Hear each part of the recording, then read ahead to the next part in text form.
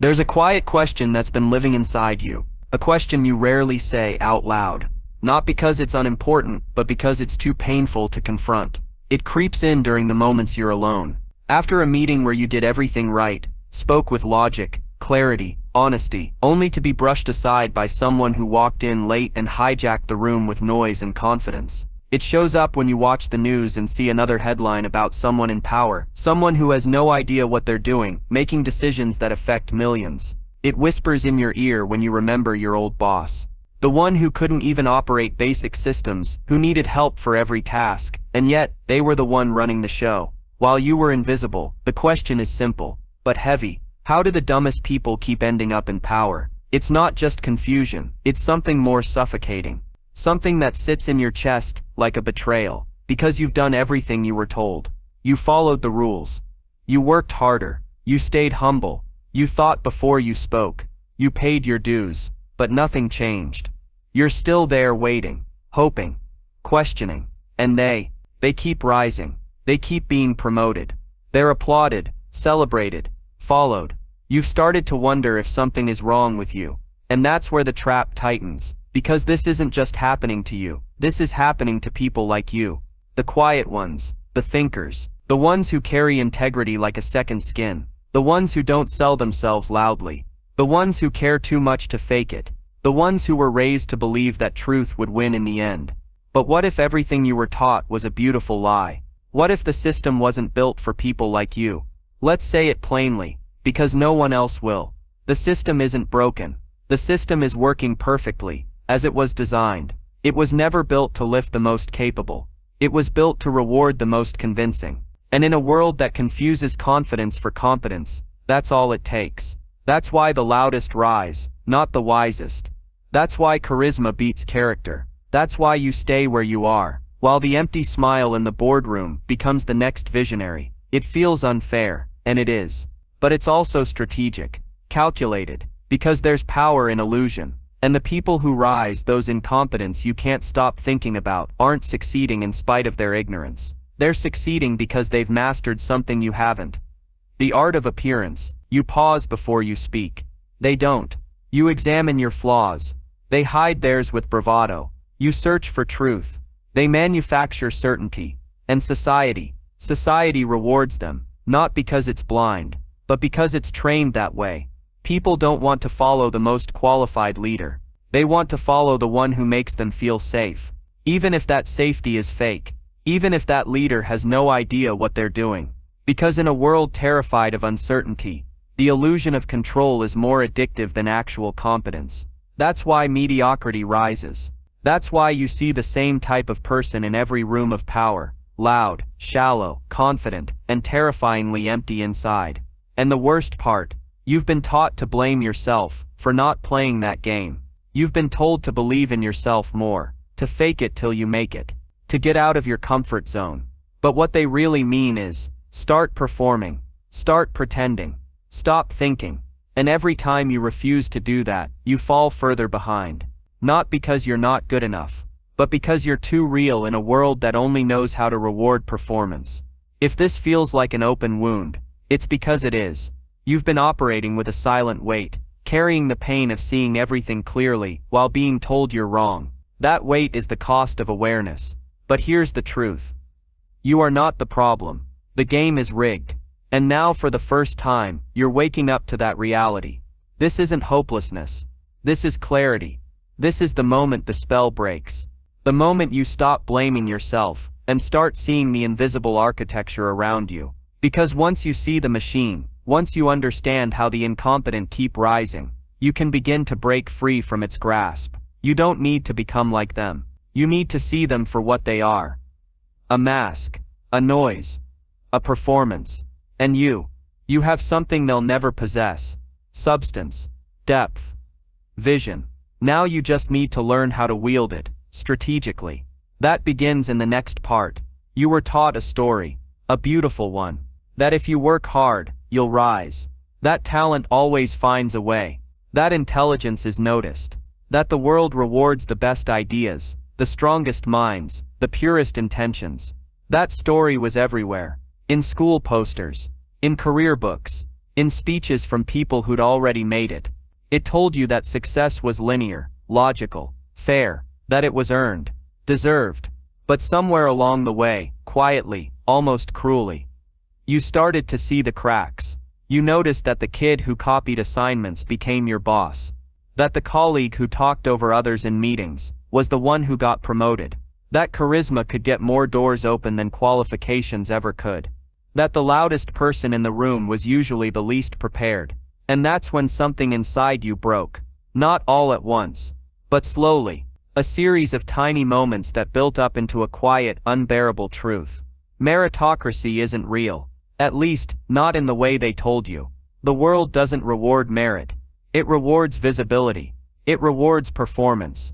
It rewards those who know how to package their mediocrity in confidence, smile through ignorance, and speak with the kind of certainty that silences better ideas. And if you've ever watched someone take credit for your work, you've felt it. That sting. That ache, that moment when the illusion of fairness completely collapses.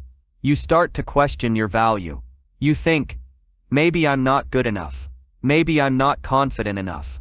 Maybe I should have smiled more, interrupted more, bragged more. But the problem isn't that you didn't play the game right. The problem is the game itself. You see, meritocracy is a narrative. A story sold to keep the intelligent, the capable, the ethical, quiet. Because if you believed that hard work was enough, you'd stay obedient. You'd keep your head down. You'd wait for your turn.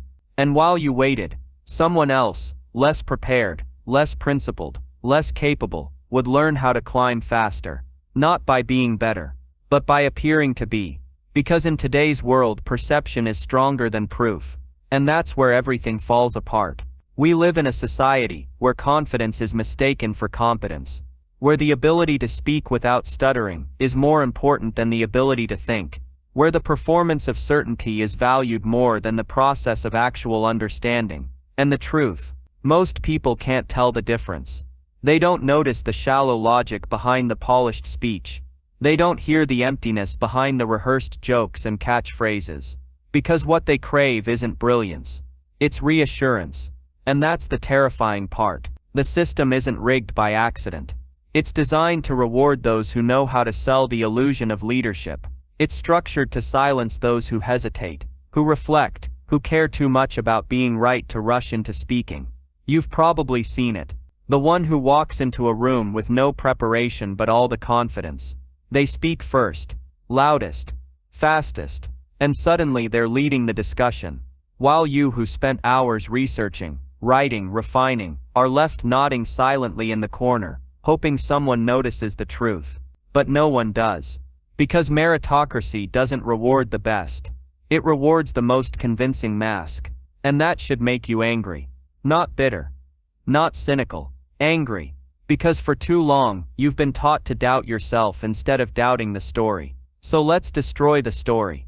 Let's say what no one dares to say. Hard work alone is not enough. Brilliance without strategy is ignored. Truth without presentation is overlooked. Because the world is a stage, and on that stage people aren't looking for wisdom. They're looking for whoever can say something with the most certainty, even if it's wrong. They're looking for the illusion of strength, the performance of power. And here's the part that hurts the most. You've probably played along. You've probably clapped when you didn't agree. You've smiled when you should have spoken. You've sat down when you should have stood. Because you believed that your moment would come, that someone would eventually recognize your brilliance. But in a world where recognition is earned through performance, waiting is just another way of disappearing. And now, maybe for the first time, you're beginning to see it. That your intelligence, your silence, has been used against you. But don't let this realization crush you. Let it awaken you. Because now that the illusion is gone, you have a choice. You can keep waiting for a world that no longer exists. Or you can learn how to navigate this one, with your eyes open, your voice steady, and your values intact. In the next part, we'll go even deeper. We'll expose the hidden machine that keeps the incompetent in power, not just how they rise, but how they stay there, mistake after mistake, without consequence. And more importantly, we'll begin to explore how you can stop being a silent casualty of a rigged system. Now that you've opened your eyes to the lie, Let's look at the machinery behind it. Because it doesn't end with incompetent people rising to power. That's just the visible symptom. The real sickness runs deeper, more subtle, more strategic, more protected. You've probably asked yourself, how do they stay up there? After all the mistakes, after all the disasters, after every failed decision and broken promise, how do these people keep getting applause? You watch in disbelief as they're praised, promoted, invited to speak, decorated with awards they didn't earn, admired by crowds they continue to fail. It doesn't make sense until you see what's underneath. The invisible fortress, the architecture that was built, not to reward brilliance, but to protect mediocrity. You see, once an incompetent person climbs high enough, they don't just enjoy power, they fortify it. They start building walls, not with bricks, but with people, systems, narratives. They surround themselves with loyal mediocrities. People who aren't smarter than them, and never will be. People who won't question them. People who are afraid to shine too brightly, because doing so would threaten the fragile ego at the top.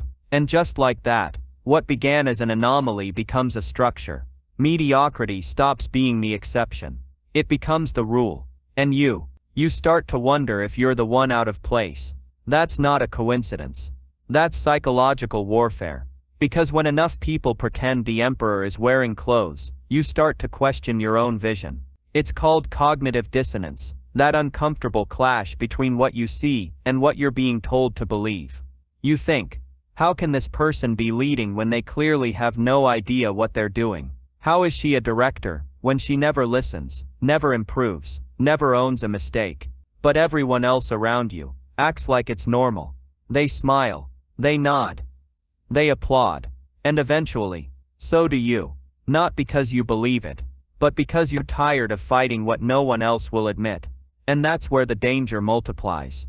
Because when you begin to adapt to someone else's incompetence, when you start lowering your standards to match the system around you, something inside you dies. Not all at once, not loudly, but silently, like a candle quietly choking on its own smoke. You tell yourself it's just to get by, just to survive, just until things get better. But one day, you catch yourself applauding a mediocre presentation, or staying quiet when someone steals an idea, or holding back an insight, because you know speaking up will only bring trouble. And you realize, you're not just watching the decay, you've become a part of it. This is the hidden architecture, not made of rules and regulations, but of silence, of complicity, of small sacrifices of the soul, made day after day, until excellence becomes the enemy. Because excellence is disruptive. Excellence demands change. And mediocrity hates change.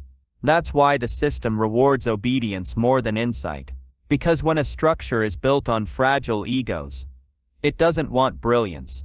It wants stability. So loyalty becomes currency. And critical thinking becomes a crime. The one who challenges gets labeled difficult. The one who conforms gets labeled cooperative. And the more you stay silent, the more valuable you become to them. Not because they respect you, but because they know you won't rock the boat. And that's how it happens. One unspoken compromise at a time. The slow collective slide into mediocrity. But here's the darkest part. The part no one wants to admit. Mediocrity is contagious. Not because it's attractive, but because it's safer. Because fitting in feels easier than standing out. Because after years of being ignored, you start to question whether your voice even matters. And they want you to believe it doesn't. Because as long as you stay quiet, the structure holds. As long as you keep doubting yourself, they never have to face their own inadequacy. But the moment you speak, the moment you challenge the illusion, you become a threat. And that's when they push back. Not with logic, not with truth, but with isolation, with ridicule, with silence. Because they don't want better. They want safe. They want compliant. They want forgettable. And you were never meant to be forgettable. You were meant to disturb the room, to ask questions that made people uncomfortable, to bring light where others only wanted shadows. So if you've ever felt like you didn't belong, maybe that's not a flaw. Maybe it's your gift, your warning, You're proof that you still haven't adapted to the rot. And that in this system is an act of rebellion. But we're not done yet. Because now that we've seen how the incompetent are protected, we need to understand how they use fear to control. Not just with words, but with something far more powerful. Rewarding obedience disguised as merit. That's coming next. Now that we've uncovered the hidden architecture that holds incompetence in place, it's time to examine the strategy behind it. Because make no mistake, this isn't just coincidence. It's not just a few bad apples. It's a pattern, a system, and like all systems, it protects itself. You see, once mediocrity makes it to the top, it becomes terrified of being exposed. Because deep down, even the incompetent know the truth. They know they didn't earn their position. They know they're standing on shaky ground. And that awareness, though buried under fake smiles and polished speeches, breeds one thing above all else. Paranoia. Power doesn't seek excellence. It seeks control. So what does it do? It begins surrounding itself with people who are less threatening, not more skilled, not more insightful, just more obedient. Because here's the key. In a world where appearances matter more than reality, loyalty becomes more valuable than talent. The competent can see through the illusion. The intelligent ask difficult questions. The ethical challenge corruption. But the loyal protect the illusion. They repeat the talking points. They stay silent when something feels off. They smile and nod, even when they know everything is falling apart. That's why mediocre leaders promote people who won't challenge them, people who won't outshine them, people who will defend the status quo, not question it.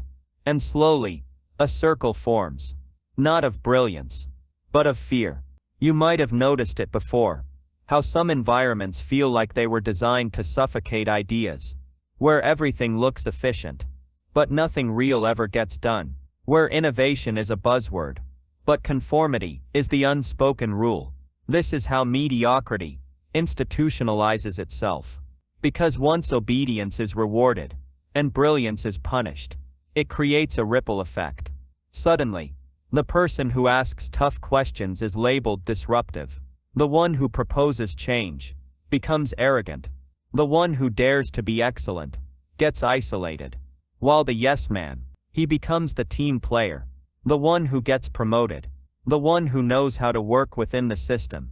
But underneath all of this is a darker mechanism, one most people never talk about. The reward for obedience disguised as merit. You see it everywhere. In corporations, in politics, in academia. The person who challenges nothing gets praised for being efficient. The one who takes no risks is labeled reliable. And the one who mirrors the boss's opinions, well, that's leadership material. But what about the truly intelligent? The one who thinks independently. The one who says, "This doesn't make sense," when everyone else stays quiet.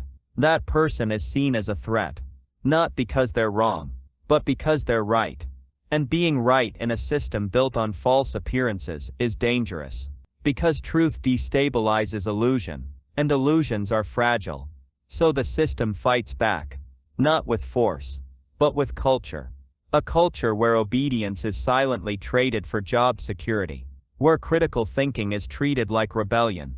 Where the real thinkers, the real builders, the real visionaries, either conform or disappear.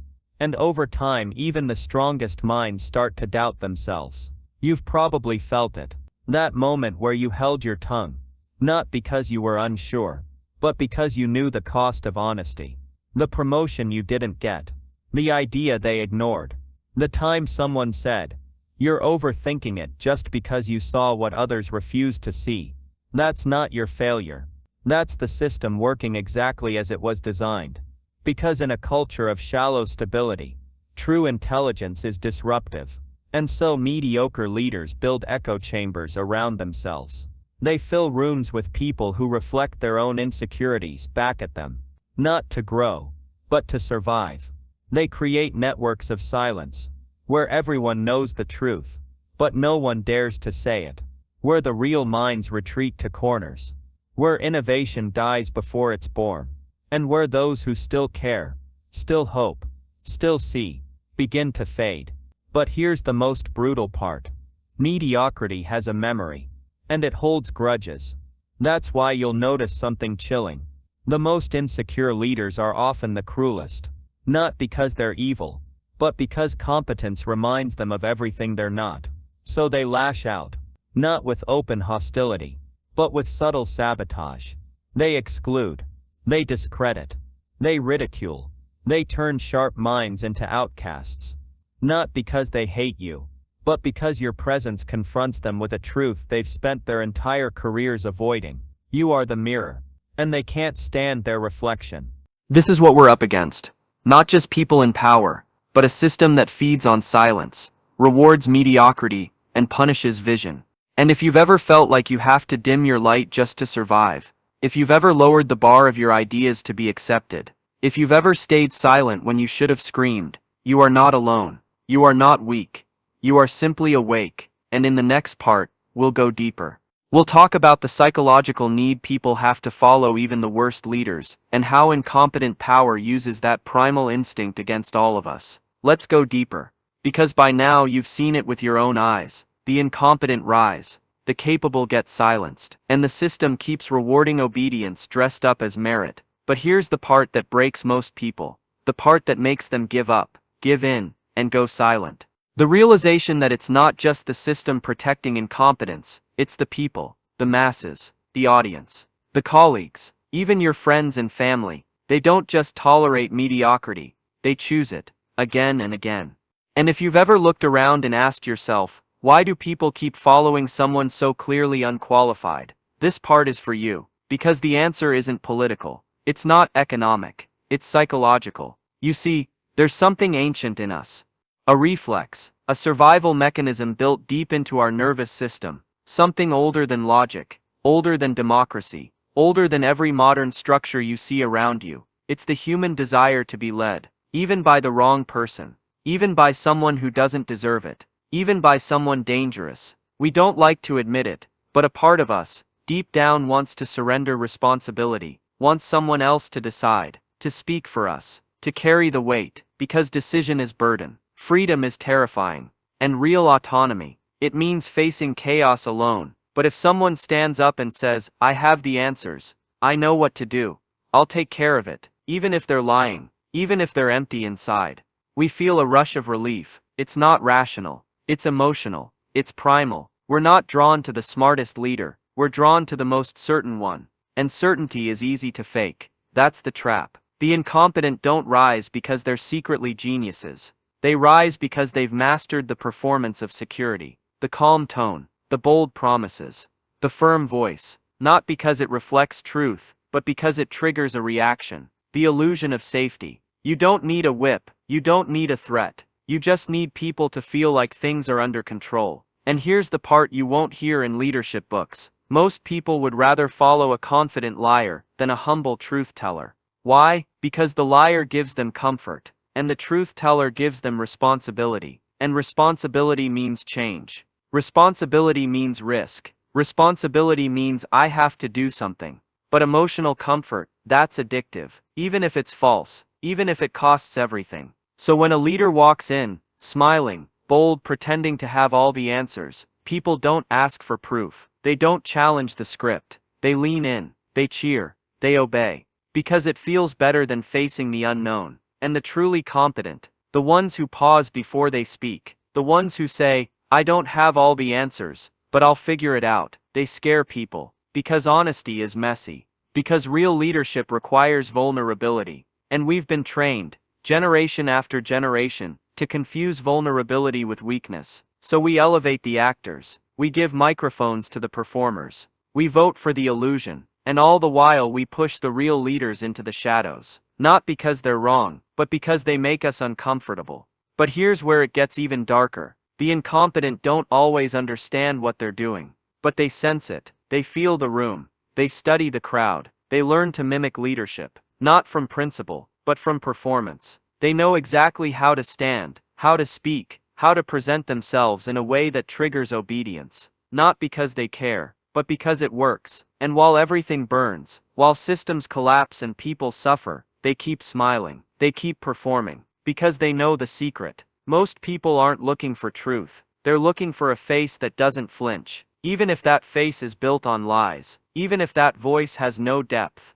no plan, no wisdom. This is the cult of obedience, built on fear, fueled by comfort, sustained by a collective desire to avoid the weight of freedom. And if you're watching this thinking, this can't be true, ask yourself, how many times have you stayed silent because speaking up felt too risky? How many times have you seen the truth but said nothing, because no one else seemed to notice? That silence, that hesitation, that's what keeps the cult alive. But here's the difference between you and them. You see it, you feel it, you're no longer blind to the show. And the moment you become aware, the illusion begins to fracture. In the next part, we'll expose the final weapon the incompetent use to protect themselves, the mask of narcissism, and how it turns empty egos into unstoppable performers. Because what's more dangerous than ignorance? Ignorance dressed up as invincibility. Stay awake, we're not done yet. We've talked about illusions, about the system, about the fear that makes people obey even the worst kind of leadership.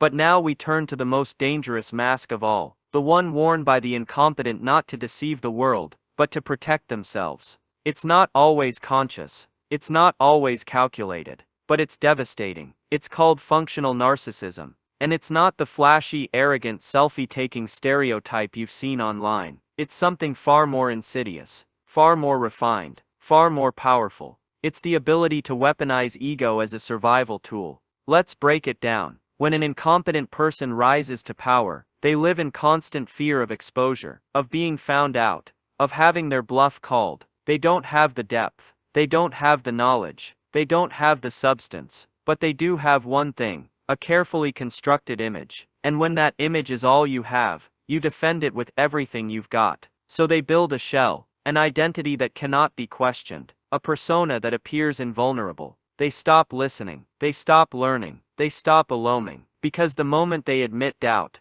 the moment they say I don't know, the illusion shatters. So they never do. Instead they double down, on performance, on projection, on the carefully rehearsed illusion of control. And the more they're challenged, the more untouchable they pretend to be. It's not intelligence, it's not strategy, it's defense. But here's the terrifying part: people fall for it, because we confuse invulnerability with strength. We see someone who never flinches, never admits fault, never shows doubt, and we call them decisive, bold, strong. We don't see what's underneath: the insecurity, the panic, the emptiness they're trying to keep hidden. You've probably met someone like this. The manager who never takes feedback, the politician who never answers a direct question, the influencer who masks confusion with charisma, the boss who turns every mistake into someone else's fault. They build empires on denial, and when you confront them with truth, they don't collapse, they retaliate, because they're not protecting their role, they're protecting their ego,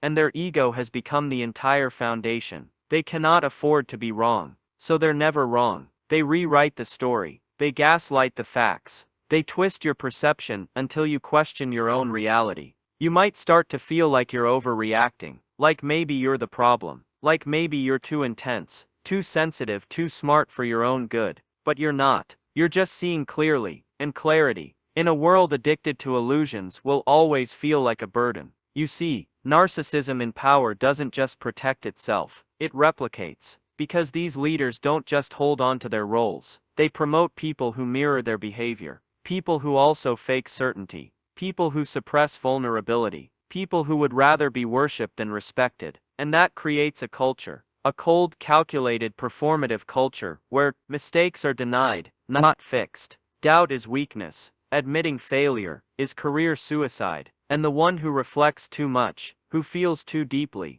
who thinks before speaking, gets pushed to the margins. You've felt it, that slow freezing of the air, the unspoken pressure to play along, to clap when the leader says something empty, to praise a performance you know is hollow. Because if you don't, you're labeled difficult, uncooperative, a bad fit. But here's what no one tells you: your discomfort is your intelligence trying to survive. It's the part of you that still refuses to kneel, still refuses to cheer for the mask, still wants something real. And in this climate, wanting something real is a form of rebellion. But we're not done, because functional narcissism doesn't just survive, it thrives, because it becomes useful to systems, to structures, to institutions that don't want change. Why? Because narcissists don't question, they perform, they don't rock the boat, they become the face of the boat, and as long as they're entertaining, powerful, and predictable, as long as they keep the masses distracted with slogans, catchphrases, and empty certainties, the system stays intact. Even if the foundation is crumbling, even if nothing gets better, even if the people suffer, because what matters isn't progress. What matters is the illusion of control. That's what narcissism and power offers. A soothing lie in a voice that never shakes. But you hear the crack in that voice. You see the eyes behind the mask, and that makes you dangerous, because you're not fooled. And if you're not fooled, you can't be controlled. So the question now becomes, what do you do with that awareness? Do you suppress it, just to survive? Or do you rise, quietly, strategically, surgically, and begin to build something that can't be faked? In the next part we go even deeper, to the point where silence becomes complicity, where adaptation becomes self-erasure. Because what happens when you dim your own light, just to keep the illusion alive? That's what we'll face next. By now you've seen how the system works. You've seen how incompetence rises, how it wears the mask of confidence, how it rewards obedience and silences brilliance, how it creates cultures, protects illusions, and punishes anyone who sees too clearly. But let's talk about the part no one warns you about. Not the moment incompetence wins, but the moment you start to lose yourself trying to survive it. Because the system doesn't just elevate the wrong people, it doesn't just lie, it reshapes you, quietly, slowly, without warning. At first you still believe. You tell yourself, I'll speak up next time. I'll do things my way when I'm in charge. I'll only compromise this once. But once turns into again, and again turns into a habit. And one day, you wake up and realize you've been cutting pieces off yourself, just to fit into rooms you never even liked. It doesn't happen with a scream. It happens in whispers. In moments when you choose silence, not because you agree, but because you're exhausted. Because you've learned that truth gets punished. That excellence draws envy, that standing out brings more heat than praise. So you lower your voice, you trim your ideas, you nod along when something inside you is screaming. And every time you do, something small inside you dims.